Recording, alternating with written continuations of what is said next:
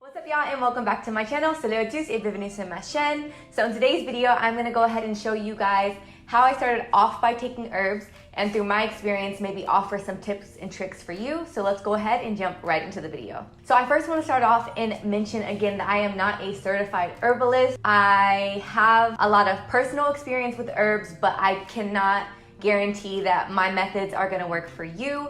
I would suggest that you guys take it upon yourself to do the research needed so that you can learn more about herbs.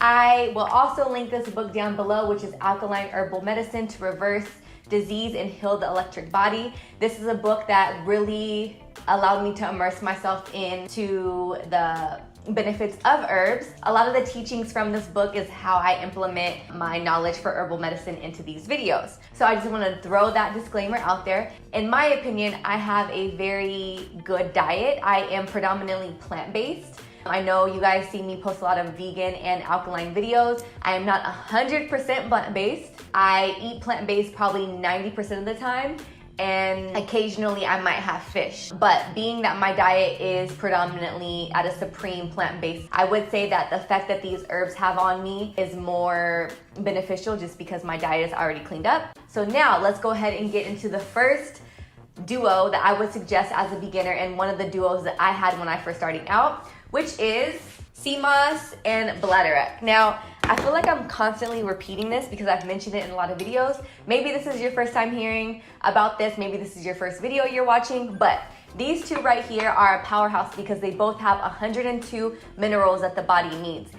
Sea moss alone has 92 out of the 102 minerals. It's an antibacterial, antiviral, antioxidant, anti-inflammatory. It's great for your thyroid. It can help with anybody who has any type of iron deficiency. It's great for joint pain, for bronchitis. It can help remove mucus from the body, and it also can improve your libido and also raise your energy.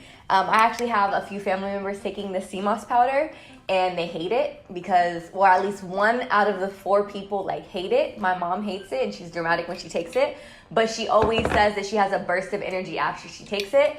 And then as far as the bladderwrack, this also is very high in iron, and it can help treat thyroid. It's great in supporting your weight loss. In my personal experience, I have seen that these two actually suppress my appetite, and I would also say that they help curb any type of craving I have. So after consistent use of this, some of the things that I even craved or wanted, I just felt like I didn't really need them anymore. Even when it's that time of the month and I'm PMSing and I want ice cream or anything like that, and I make my own ice cream, I'll go ahead and link a video where I made my ice cream with the RX bar down below. To take this is very simple. You're gonna take 1/4 teaspoon of the sea moss powder and then 1/4 teaspoon of the bladderwrack powder. And then I personally love lime and citrus, and I feel like it helps with the sea taste. Lime can also help detoxify the body as well. So I use 1 whole lime and I mix it together. And if it's still too chunky in consistency, then I add a little bit of spring water. This is the spring water that I use, and then I just go ahead and mix it all together. Take a shot first thing in the morning, high energy, 102 minerals, and I'm ready to go. These two I would say are like the basic starter pack of taking herbs, and depending on your taste buds, this might be something crazy to start off with. You can also do raw sea moss as well. The second thing that I would then start out with, just to get a actual cleanse, is sacred bark or Cascara sagrada. This is something that you would take for a week max, and it is a extreme laxative. I think that this is great to start off with because it would start and catapult you into your detox. By cleaning out your colon, you're cleaning out of a lot of waste that you have. People should be going to the bathroom at least once a day. If you eat 3 meals, ideally you're supposed to go to the bathroom 3 times a day, but that's not the case for some people. Some people don't go to the bathroom for like 4 days. You got a lot backed up there, and that can lead to you being tired. It could also lead to you having colon cancer, and it could lead to a lot of other harmful things. So I would say that in the beginning of an herbal journey, or if you're just trying to detox, if you're trying to increase your health, I would start off with a detox. I would be plant-based for a minimum of 1 week, and then I would definitely take the sacred bark. That's something that I did, and I feel like by doing this, I was able to ingest the herbs that I was having and be able to feel them and feel the benefits at a very high level. According to the book, let's read some facts about it. Has antiviral, anti-cancer properties.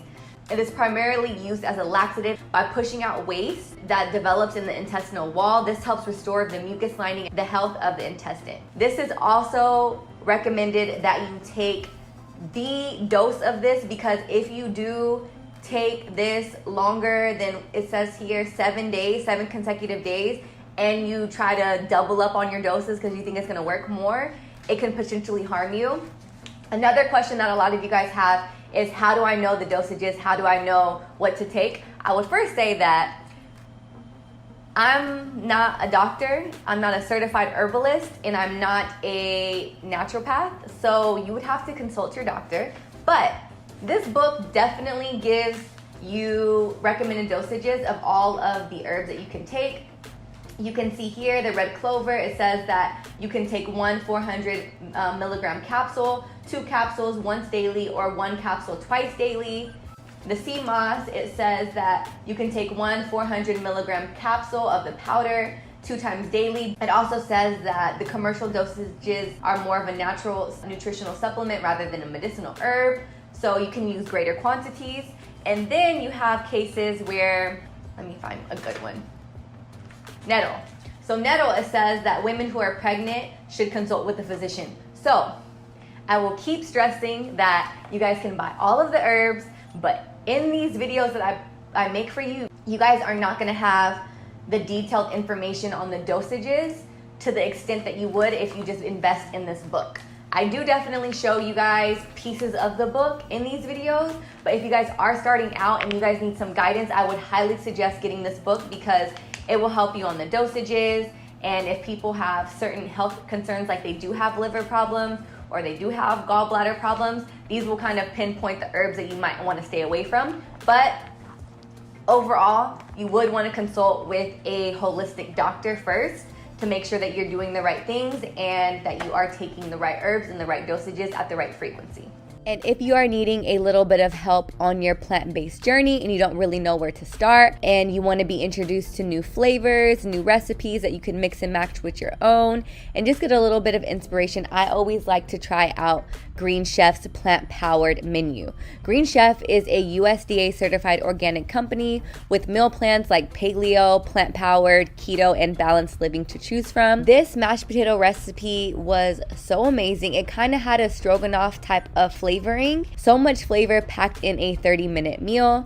One of my favorite things about Green Chef is it comes with step-by-step instructions with pictures to make it really easy to follow along. The ingredients come pre-measured and mostly prepared, and you just get new ideas and new flavors and new inspiration to make any future recipes. If you guys are interested in trying out Green Chef for yourself, you guys can get $80 off your first month plus free shipping on your first box by going to www.greenchef.us/80, find Guru. And there you can go ahead and pick out your week's worth of meals. So the third combination that I started out with are Damiana and Blue Vervain. These two are like a PMS counselor. I'll say that. These herbs are happy herbs. They are energy boosting herbs. They are calming herbs. They are anti-anxiety herbs. I have a wild crafted Blue Vervain, and this is an anti-inflammatory. It helps treat menstrual cramps. It helps increase milk production. So if there are women who are nursing and can't produce enough milk, this would be a good herb to take if you consult your doctor first. It'll improve mood, stress, anxiety, and help with restlessness and boost the immune system. And then we have here the Damiana. This can help boost your sex drive, help with cancer and fibroids, menopause, balance hormones, increase libido, relieve anxiety, constipation, depression, sexual dysfunction, and it's also smoked for meditation. Now, I will go ahead and say in my experience and based on my belief system and my spirituality, a lot of the libido boosting herbs help increase your energy and help increase my personal productivity. So I don't want you guys to think that you guys are gonna just be super like aroused when you take these herbs. Some people might be triggered in that way. I personally just feel more energized and more motivated when I take these herbs. In my experience with these two, I would definitely mix them with others, but this is a beginner friendly, so I'm not gonna try to throw my whole herb collection on y'all. But These two as teas are amazing. So how I would make this is, I have a full video on how to make infusion herbs, and both of these are infusion herbs. But I would take my teapot here, I would fill it up with some spring water, and then after it's filled up with spring water, I would go ahead and boil the water. After the water has boiled and I see bubbles in the water, I would then add half a tablespoon of blue vervain and half a tablespoon of damiana, and then I would let it steep for about 30 to 45 minutes. In some cases, I even let it steep for like an hour. And once my teapot cools down completely, I kind of put it on a very, very, very, very, very, very, very low simmer so that it can basically just stay warm. This was kind of like a night routine where I would do that at night, let it steep or simmer on very, very, very, very, very, very low for a minimum of an hour. I would turn it off, I would go to bed, and in the morning I would wake up, I would go outside, I'd meditate, I write in my journal, and I'd heat up my tea and have it straight in the morning. And I would just feel superhuman. Like, these helped me think so clearly. And when I first started out and I did my detox for 7 days, for 10 days of just eating plant-based and detoxing my body and trying to receive the most out of the herbs, I just felt like I had to keep checking and asking like people who do take herbs, like, is this normal? Like, are you supposed to feel this clear-headed? Are you supposed to feel this like awake? Yeah, so that was my experience with taking these two alongside my Iris sea moss and my bladderwrack. Then I will go ahead and start off with some of my cleansing herbs. So here is yellow dock, burdock root. This is the one that I originally started off with, which is burdock root, and Dr. Sebi always mentions this. This is an antiviral, antifungus, anti-cancer, anti-inflammatory, antibacterial. It cleanses the blood. It really, when I'm telling y'all, my skin was glowing, and I can't pinpoint what it is because I was plant-based and I was taking herbs, so I don't know what it was. But I honestly feel like this right here helped clear my skin and just gave me a glow. From my experience and from what I've learned, cleaning the blood directly helps with clearing your skin and gives you a nice glow. So this is what I originally started off with. So I would recommend this, but now that I have been involved with herbs more, I would suggest or one of these, which is yellow dock root. Yellow dock root is also a blood purifier. It helps cleanse the lymph system. It helps with digesting fat, bowel movement, liver cleanser, gallbladder cleanser. It helps with sexually transmitted diseases, acne, and eczema. So out of the two, I personally couldn't really choose, but if you want a good blood cleansing herb, I would definitely start off with something like this. Another one is the sarsaparilla. Sarsaparilla or sarsaparilla. I would also say another beginner herb is sarsaparilla root. This is an anti-inflammatory, antioxidant, anti-cancer. This binds with toxins to remove them from the blood or the body. This is also great for acne, joint pain, headache, sexual impotence, and colds. This is something, when I first started out, my tea infusion that I would make is I would use burdock root, sarsaparilla, blue vervain, and damiana. So I would do these four. I tried to separate them into like these two being moods and these two being cleansers. But this is my morning tea routine for like a week and a half. In the video that I told you guys, these are blends, so I'm using 2 roots and 2 infusions. So because these are roots, these have to cook longer at a higher temperature. If you guys want a full detailed video on that, I will go ahead and link it down below. But you need to cook your roots first. So I would let these boil for about 15 minutes. So after boiling these for about 15 minutes, I would turn the heat completely off.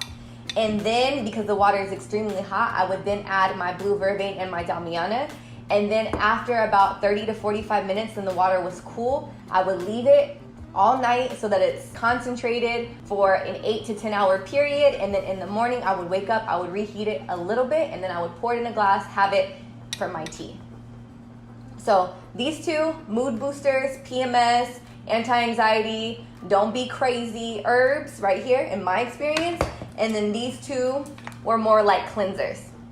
I'm going to include some because I think everyone has their own needs, and this is why it's kind of hard to do a video on what you would suggest for beginners. There are people who suffer from different things.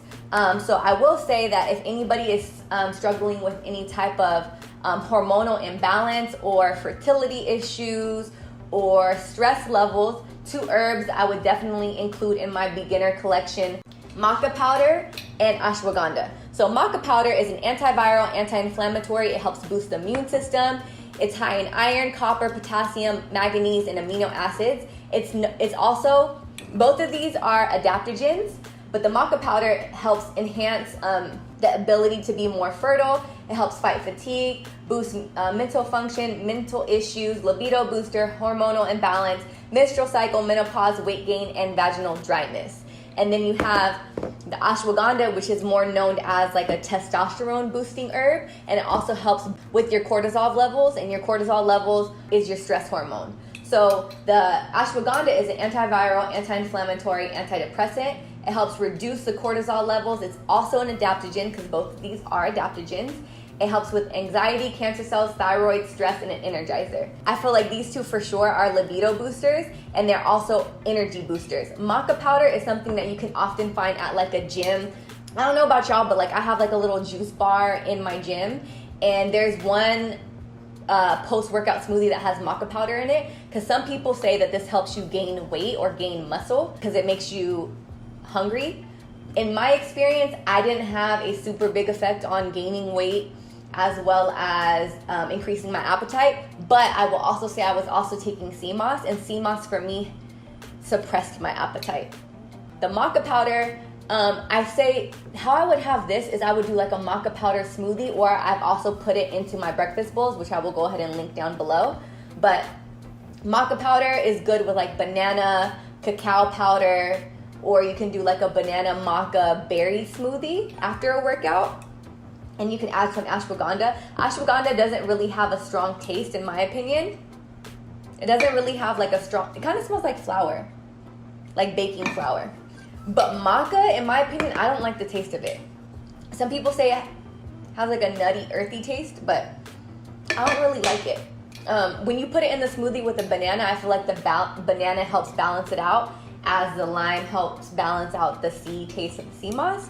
But these 2, depending on what you're looking for in your beginner collection, if you want to balance your hormones, or you're having infertility issues, if you have testosterone issues or estrogen issues, the maca powder would be great for that. Testosterone, ashwagandha. My experience. Just for a little immune boosting, I would say elderberries. Elderberries, I have a full video on how I made my elderberry syrup. This is a good beginner herb to have. Once again, I feel like I'm repeating myself, but the elderberry bind with the H1N1 flu virus. It helps increase your immune system. It's high in vitamin C.